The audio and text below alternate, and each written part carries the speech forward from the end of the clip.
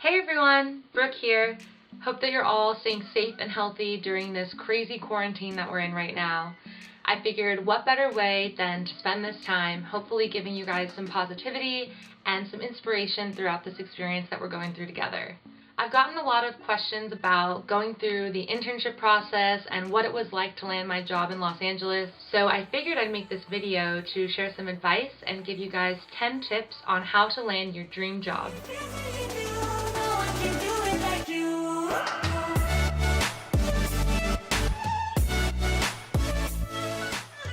To start off, I want to caveat that I'm in no way a recruiter of any sort. However, I'm pulling from my own experiences and some advice that I can share from what I've been through.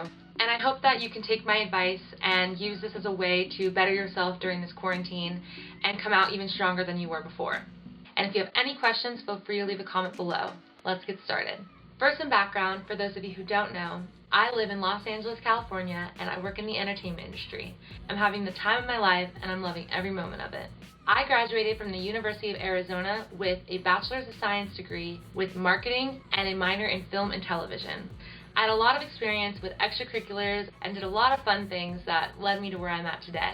But now, let's get started on those tips. Step number 1, know yourself. You of all people knows yourself more than anyone else. You know your strengths and you know your weaknesses like the back of your hand. Unfortunately, you're probably your biggest critic, but that will also help you in the end because you can use that to your advantage to grow yourself and better those weaknesses that you're hoping to get rid of. One of the things that I'd recommend is start a list of all of the strengths that you know of yourself and then start a list of your weaknesses. There's nothing wrong with having weaknesses because everybody has them. In fact, if you don't have any weaknesses, I challenge you to find 3. An employer is looking for someone who's real. Ask people what you think that you can improve on. Your weaknesses are a way for you to grow, and you're hopefully going to learn how to make them even better and turn them into strengths over time. Look at the things that you know, find those strengths and those weaknesses, and be able to pinpoint what you're really talented at so you can tap into those talents later on. Step 2, research. Researching the company that you're applying to is so important. Those recruiters and possibly your potential bosses are all going to look for a way to crack you in that interview. For example, I work at Viacom CBS.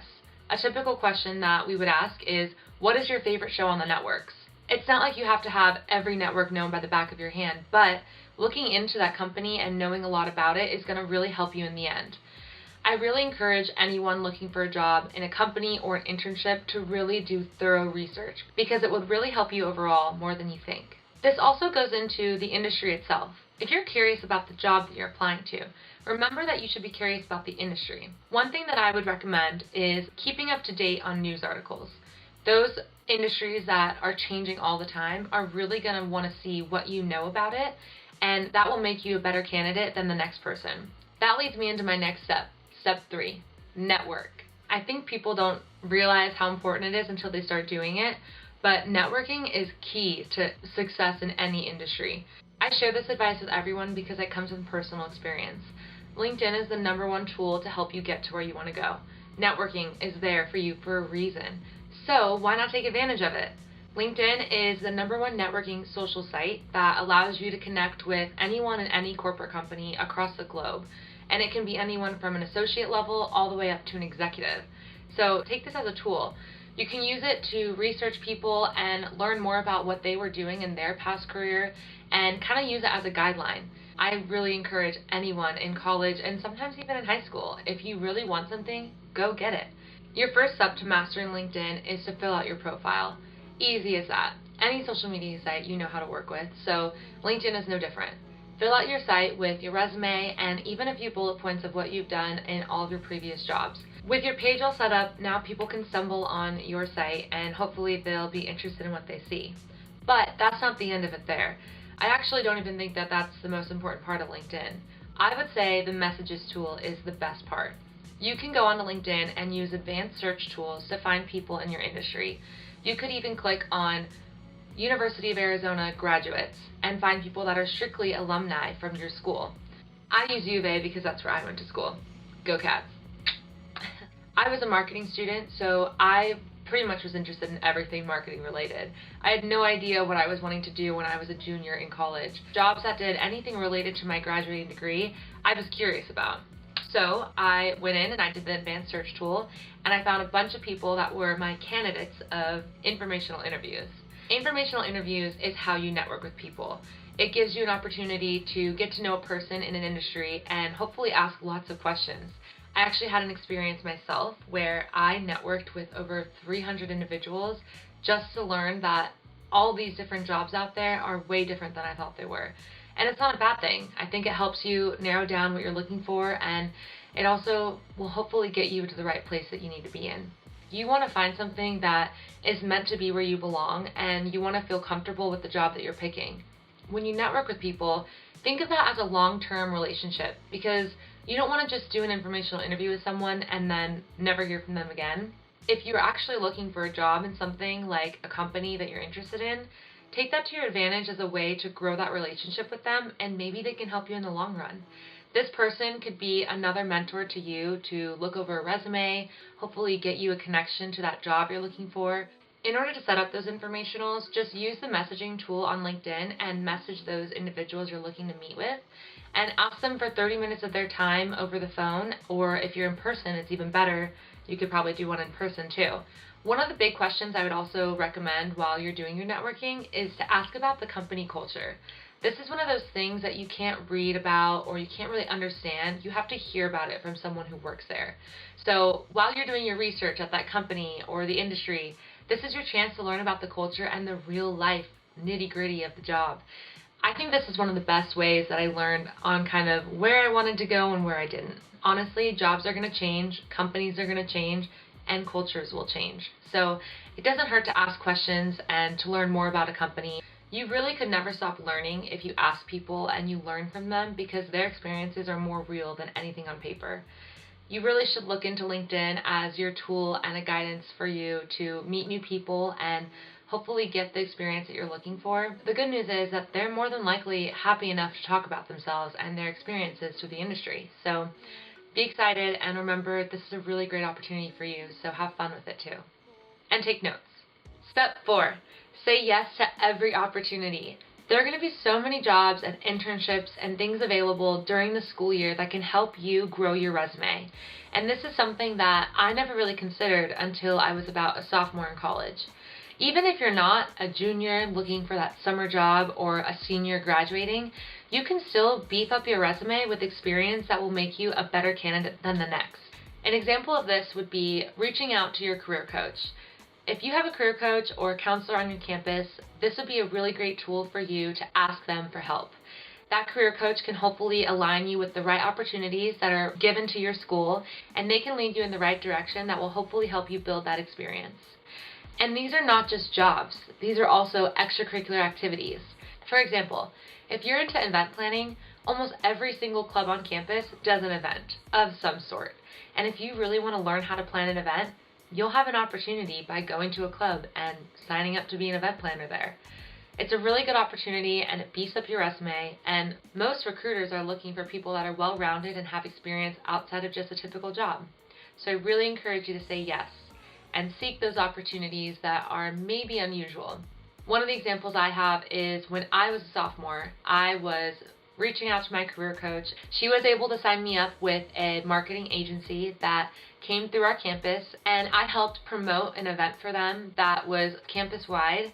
And this was a really, really cool experience for me to learn more about marketing, how a marketing agency worked, as well as what the entertainment industry was like from outside of a school perspective. It was something I got to network with, grow experience with, and I also met a lot of people on campus that I didn't know before and made a lot of cool friends out of it. So remember to always say yes. So now that we've done all of our preparation for that dream job, let's start with the application. Now we've landed to step number 5, tailor your resume.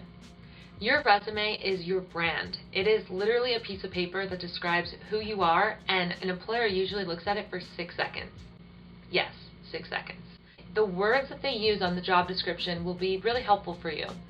If there's a job description that says, must be organized and communicate with clients, then those words, organized and communicating with clients, should be on your resume if you've done that, or anything within that nature. You should never copy and paste, and you should never lie on a resume. When you are applying to multiple different jobs, remember that that job is probably going to be a little bit different than the next. So you shouldn't be throwing out the same resume to every single job you apply to.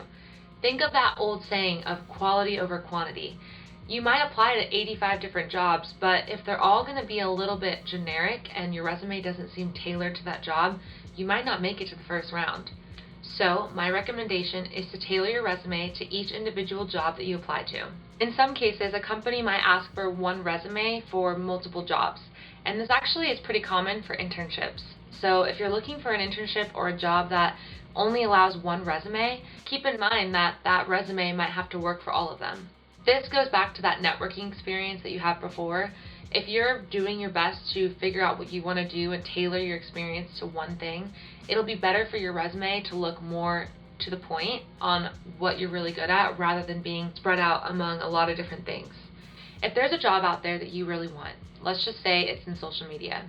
You have a lot of experience in social media, but you also have experience in event planning and public relations. If you apply to a job with that resume of all those different experiences, it might look a little bit more messy than the candidate who applies with everything on their resume social media related. But that doesn't mean that you don't have a chance. It just means that you have to tailor your resume to that job description. Your experience in event planning doesn't mean that it's not relevant to social media. It's just, how can you prove to them that it does? Tweak that resume to that job description and think of it kind of like an assignment to compare how likely are you going to match with this job description. And that's going to really give you a good chance on hopefully getting your resume pulled for an interview. So step 6 would be quality over quantity. You are looking for the best job for you. You want to find something that you align with, and this is something that might not be easy to find off first bat. I recommend looking on Indeed.com as well as LinkedIn for all those jobs out there that might fall under that category of what you're looking for. And that could be anything from marketing to finance to art and photography. There's going to be jobs out there that are looking for you. Quality over quantity really means to dive into how well you're applying to a job versus how many you apply to. If you're only going to try 50% on 500 applications, chances are you're not going to get a job. But if you give 110% on 50, you're going to have a way better chance. So remember that moving forward. One of those ways to ensure that you're doing well in that application process is to give more than they ask for. If the application asks for a cover letter but it is not required, put in the extra effort of making that cover letter because it'll go a long way. And usually recruiters are looking for the cover letter not to even read it. They're looking just to see if you did it, because that'll put you above the rest that didn't. But keep in mind that it's also an opportunity for them to see if you have any spelling errors. So back to that quality, don't mess up on those spelling errors and make sure that it looks great and 110%. You want extra credit.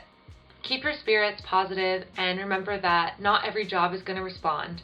It's going to be a little difficult and a rocky road, but it happens a lot more than you probably think. In the end, it doesn't really matter how many you apply to or how many deny you or don't respond and ghost you instead.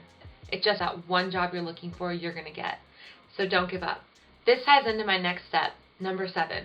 Grow, grow, grow. After being denied so many times, do not accept defeat. It will not make you feel good. But what will is that you'll be stronger after each one. Like they say, fall down 7 times, stand up 8. It is so much more common to get denied or ghosted from an interview or a job than it is to get accepted. So keep that in mind, that your chances are going to be slim no matter what. But that doesn't mean that you can't stop trying. Each time that you make an application and you apply to one, remember that this can help you grow and be better for the next. You're going to learn that your strengths and weaknesses are tying back into these applications or whatever it is that you're applying to, and hopefully that will help you get to be better each time you do a new application. Step 8, go above and beyond. And this is one of my favorite things to share with people because if you actually do put in 110%, the outcome will be amazing.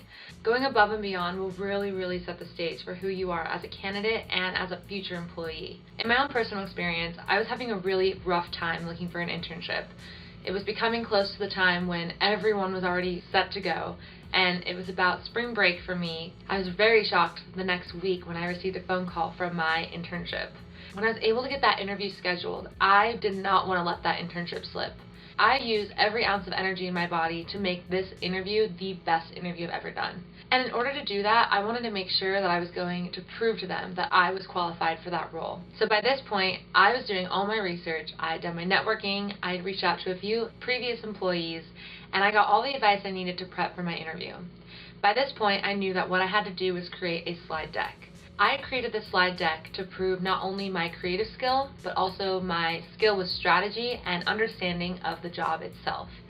That interview was one of the best interviews I'd ever done because I was able to prove to them that I went above and beyond even before I had a moment to speak to them. In the end, it was a happy ending because I was able to land that internship in New York City. And now it's time for the interview.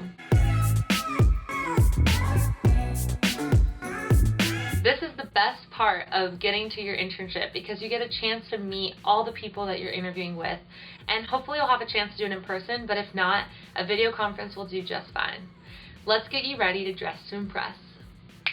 It's time to dress up and be ready for your interview. Every time you do an interview, whether it's in person or even through a video conference, make sure you dress to impress. If you're walking into a job and you have an interview with someone, you always want to be overdressed rather than underdressed because it could really just be a disaster otherwise. Another thing to note when you're in the interview is to make sure that you go in on time. Being early is on time and being on time is late. So keep that in mind when you're getting ready for your interview, and don't forget that there might be traffic. If you're doing a phone interview, don't forget to smile. They're going to hear your voice over the phone. And it sounds a little silly, but smiling is really going to help you show your personality. And the last and final tip I have for you is to be yourself. This is the most important thing because when you are a candidate for any sort of job, this is your opportunity to find the dream job that you're looking for. Sometimes the reality hits and what you thought might be your perfect job might not be exactly what you wanted. That's okay. Just remember that they're interviewing you for a job, but you're also interviewing for your spot in your career. You might spend the next year or couple years at the job you apply to, so don't settle. It's important that you be yourself and you trust your instincts. One of the tips that I give everyone for career advice is timing is everything, and I'm a big believer that everything happens for a reason. If all of your friends are applying to jobs and internships and get all of their jobs before you, that doesn't mean you're behind the curve. That is something I struggled with all through my junior and senior year, and I thought was a little bit hard to grasp onto. Sometimes your dream job isn't always available at a career fair or through a connection, so that's why you really have to keep that hustle going. The reality is, no one's path is ever going to be the same. You might have your dream job waiting for you within months, so it's not the end of the world if you don't get something landed in the next 2 weeks. Just remember, keep your patience, be grateful for what you've got in this experience, and there's always room to grow. Every time that you fall down, stand up again because you have a chance to build yourself into the best person you can be. I hope that this was inspirational to you and maybe this will help you grow into the person that you want to be after quarantine. Hopefully you'll be more strong than ever and ready to land that dream job of yours because this is your time and it's now. Thanks guys. Bye. I hope you guys enjoyed this video, and if you have any questions, please feel free to leave a comment below, or you can shoot me a DM on Instagram @BrookeKitchens. I'm happy to talk with you for anything. See you next time. Bye.